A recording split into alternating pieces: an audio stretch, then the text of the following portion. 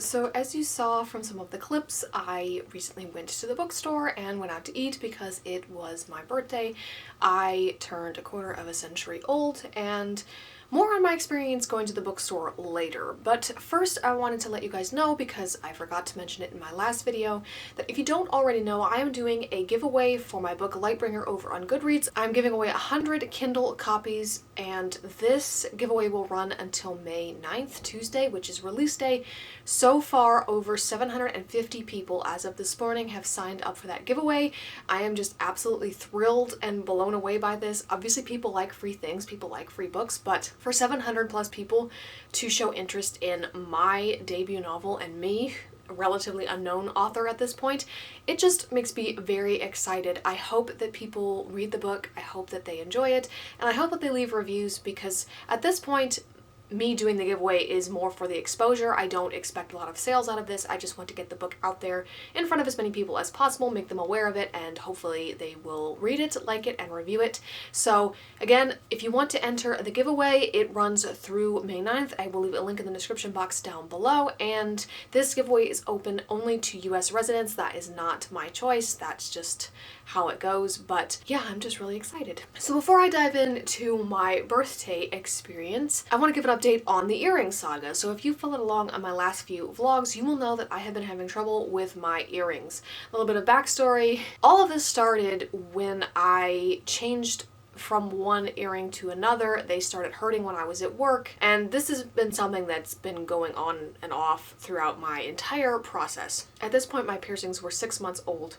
They started hurting at work, and I waited until I got home to take them out, and I thought to myself, well, I've had earrings in basically non-stop for 6 months straight. Maybe they need a break, maybe they need time to breathe. So I will take them out, leave them out for a few hours, then put a different pair in before I go to bed. Plus, my piercer told me that 6 months, you can usually leave them out overnight. I didn't even have those earrings out for 4 hours. And when I went to put a pair back in, I was met with some resistance because my holes had begun to close, and it was pretty traumatic trying to force the earrings back in. My ears did not like that, and I thought to myself, this cannot be right. 6-month-old piercings should not be closing in less than 4 hours, and obviously they didn't close all the way because I was able to get the earring back in. Fast forward a few days later, I decided to try again, thinking that maybe the ears were swollen and irritated, and my battery is dying. That's nice. I thought maybe my ears were swollen and irritated because of the material of the earring, and that once I changed them and put a different earring in, I could safely leave them out without them closing up. And I will finish this after I charge my dang battery. Anyway, I'm back. Where were we? So my thought process behind this was that perhaps I was reacting to the specific metal in that earring, and that the reason that my ears tried to close was because they were swollen and irritated by that metal, and if I took them out and swapped them for a different earring, it would give them enough time to calm down that I could try to leave them out again. And this time, they would have no reason to try and close.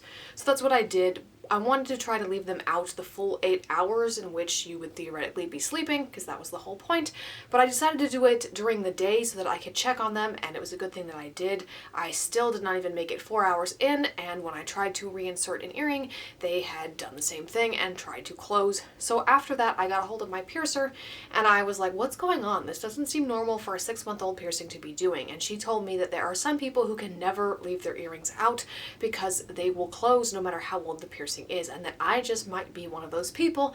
And I was like, yeah, go figure. That would just, it would just be that way, wouldn't it? So she told me to put the studs that I was pierced with back in and leave them for an additional 6 weeks, which is what I did, and everything was fine.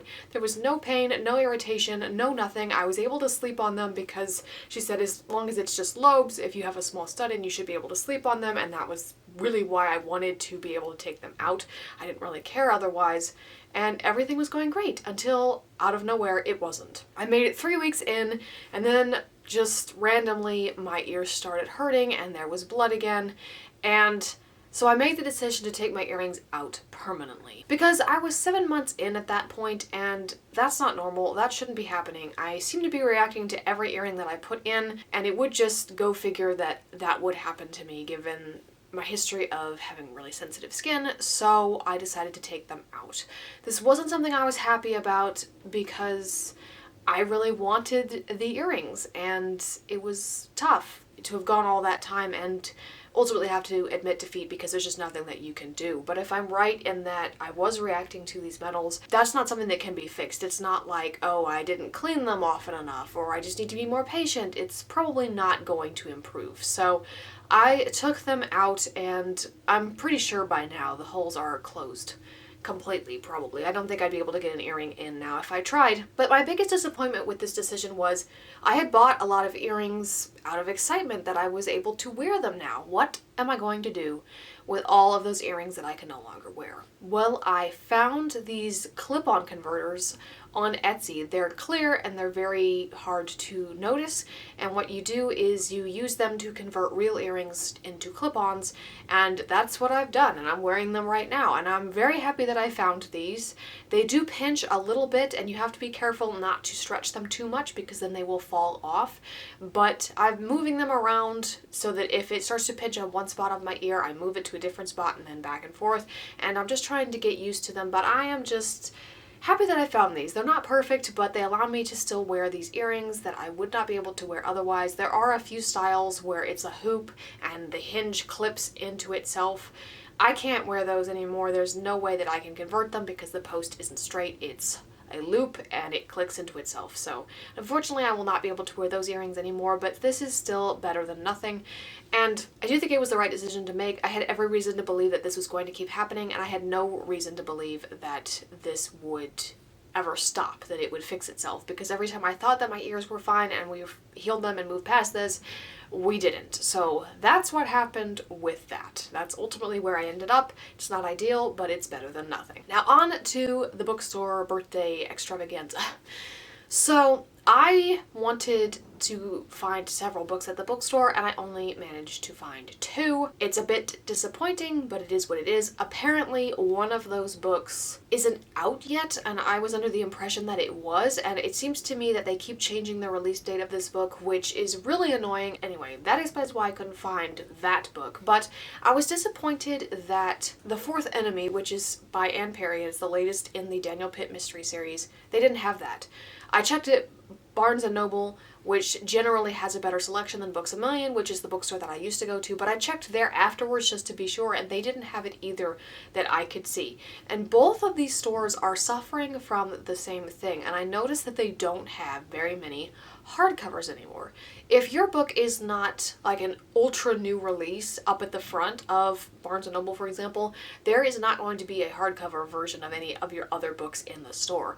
If you walk past the new releases section, everything is paperback everywhere, and I've noticed that they don't really have a good selection. I would have liked to buy some of the backlist of authors whose series that I enjoyed. Ashley Weaver specifically. I really like her Amory Ames mystery series. I read the first few books as used copies, and they weren't in the greatest shape. They were just okay, but once I read the series and realized how much I liked it, I would like to get new copies to stick on my shelf, but they don't have any of the backlist. It's all paperback and it's all newest releases. As an author, this frustrates me because I would want the first book in my series to be in the stores and the last book that just came out, so that people who have been reading along and following your series religiously can get the latest book when it comes out, but new people who haven't started the series yet can then find the first book and start it there, because you're not going to draw in new readers if all they have is book number 15 and book number 27.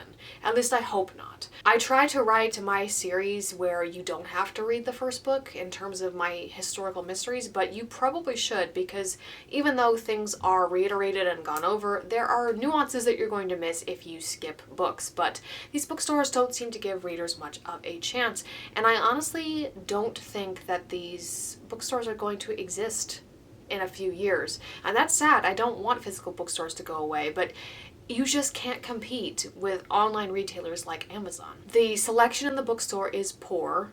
I think that hurts it. That's one reason. Another reason is that because of inflation and everything being expensive, I don't know that people are buying as many books as they used to. And books are more expensive as well. In TradPub, you have ebooks that cost more than paperback sometimes, and I know exactly why they do that. They do that because they make way more money off of it, because with an ebook, they don't have any printing costs. But I think that's messed up that you're asking people to pay that much and they don't even get a physical item out of it. So I don't think people are buying as many books as they used to be. Books are also also more expensive, and let's be honest, in my opinion, I don't think a lot of books that are being published right now are all that good. I think this is a problem that I saw with traditional publishing years ago, in that they seem to be churning out the same kind of story over and over again, and there's really nothing new and original. And that's not to say that that's every single book, it just seems to be most of them, and that was one of the reasons why I decided to pursue self-publishing, and because of that, you're never going to find my books in the bookstore. It's not cost effective for self-published authors to get their books in bookstores, because in order for bookstores to agree to sell them, you have to make your book returnable, which means that any book in the store that is not sold can be returned to you at your own expense. So it's just not cost effective, and if I'm honest, having my book in the bookstore doesn't mean as much to me as it used to. It doesn't mean much at all, really. And that's disappointing.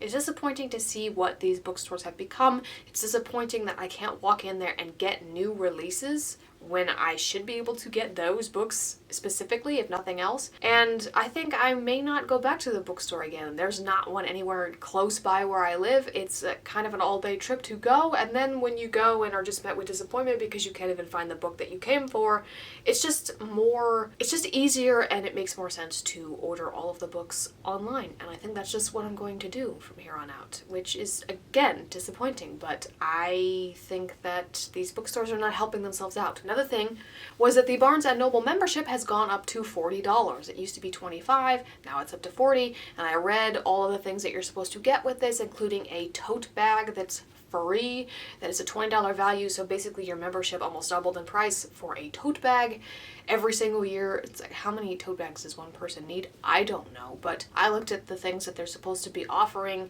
along with this increase in price, and I just don't think it's worth it, so there's that too. All in all though, I had a really fun time. It was a really nice birthday, and I am happy with the way that it all went. That was a very nice day. I'm filming this the day after because by the time we got home, I just was in no mood to film anything, and I didn't film as much of the bookstore itself because I'm bad at filming, especially in public, and I didn't really feel like there was a great deal to film given my experience with the bookstore. So it was just a nice day though, and I am sad that it's over, and I wish I could have more days like that because it was very nice. I don't think there's anything else that I need to talk about, but I'll probably think of it later.